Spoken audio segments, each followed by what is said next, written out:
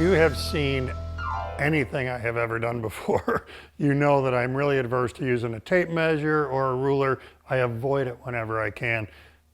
What I'm about to do here is a great example of a scenario where you almost just can't use a tape measure or a ruler. Here's what's going on.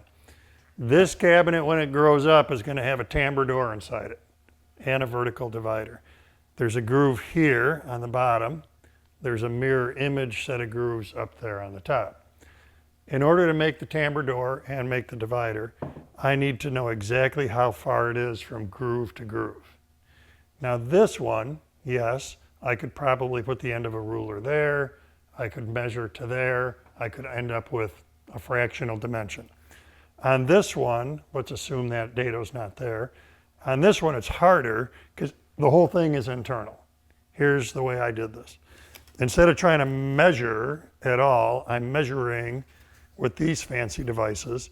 These are cherry offcuts from some project. They just have to be small enough and flexible enough that I can do this and I can do this. The way this will work then is that stick bottoms out in that groove. This stick, the goes up into that groove. Hold them tight. Clamp them to hold that measurement. And I'm just confirming that they're tight. They are.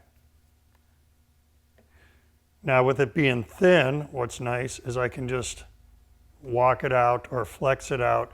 And then this can go to, in my case, I took this to the miter saw, put this end against the blade, put this end against the stop. So I never did any fractional measuring for this at all. I just used this set of sticks to tell me exactly how long my tambour door had to be to go inside of groove to inside of groove.